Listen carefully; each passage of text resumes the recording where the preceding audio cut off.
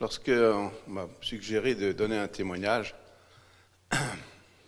ma première réaction, ça a été je vais leur expliquer quel genre de blessure j'ai reçu comme médecin quand j'ai su ce qu'on allait faire avec l'aide médicale à mourir à tous les niveaux, au niveau de mes convictions philosophiques, au niveau de ce que je pense être un soin. Et puis, j'ai écouté le pape François, et puis Antoine Emmanuel, puis Sœur Casa, puis je me suis dit, non, je vais témoigner de deux choses. D'abord, de qu'est-ce qu'on manque quand tous ces moments que le docteur Vinesse vient de nous décrire, moi j'en ai connu un. Et j'en ai connu un peu exceptionnel, parce que vous savez, quand on perd sa mère, ou son père, ou quelqu'un qu'on aime, c'est très dur. C'est une grande souffrance, c'est le travail du deuil qui nous transforme pendant des mois, des années parfois. Et moi j'ai eu de la chance, parce que moi je suis venu au Canada il y a 25 ans, et ma maman avait un cancer du sein. Et un mois de janvier, mon frère m'appelle en disant, voilà, elle a une carcinose péritonéale, ça veut dire qu'il y a eu du cancer plein le ventre. Puis, je ne suis pas cancérologue, je ne connais plus rien en cancérologie, et j'ai réagi avec ma culture médicale qui avait 20 ans de retard. Alors j'ai dit à mes enfants, puis à mon épouse, bon ben, on va aller dire au revoir à la grand-mère, parce qu'elle n'en a plus que pour 2-3 mois. C'était le pronostic quand moi j'ai appris la médecine. Et puis, c'est pas du tout ça qui s'est passé.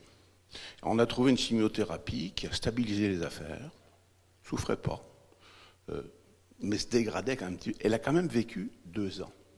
Ce qui fait que moi, j'ai fait mon deuil au moment où j'ai cru qu'elle allait mourir. J'ai beaucoup souffert, je lui ai écrit de grandes lettres, un peu pour communiquer. Et quand le moment de sa mort est arrivé, moi, j'étais parfaitement serein, parce que mon deuil, je l'avais fait. Et contrairement à toute ma famille qui était accrochée à elle, puis qui ne voulait pas qu'elle parte, je suis arrivé devant elle, et puis elle avait plus de muscles, elle n'était plus capable de se lever. Alors elle a essayé de se lever de son lit, puis elle m'a dit, comment ça, je ne peux pas me lever? Je dis, ben oui, vous n'avez plus de muscles. Mais ça va être comme ça tout le temps. Oui, ça va être comme ça tout le temps. Mais alors il vaut mieux mourir. Alors je dis, ça ne m'appartient pas, mais oui, pourquoi pas. Il faut dire que ma mère était tellement croyante, elle avait une foi tellement grande qu'elle ne disait pas son départ, comme ce qu'on dit, c'est mon départ. Elle disait, moi c'est mon arrivée.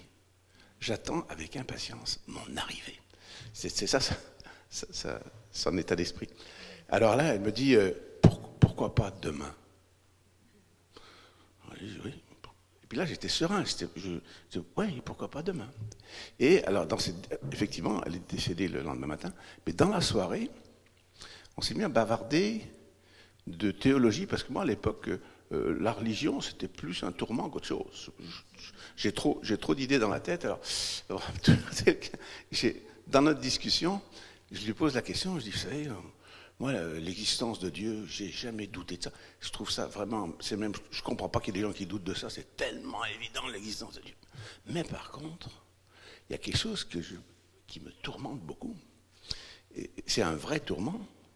D'ailleurs, ça m'avait amené ça m'avait éloigné de la vie religieuse, pas de la croyance, mais de la vie religieuse, c'est pas la même chose. C'était, est-ce que Jésus a gagné ou est-ce que c'est le diable qui a gagné? Il n'y a que des malheurs sur terre. Et si jamais c'était que l'enfer qui existait, que le Christ avait perdu, ma mère m'a regardé, elle m'a dit, alors celle-là, elle n'attendait pas.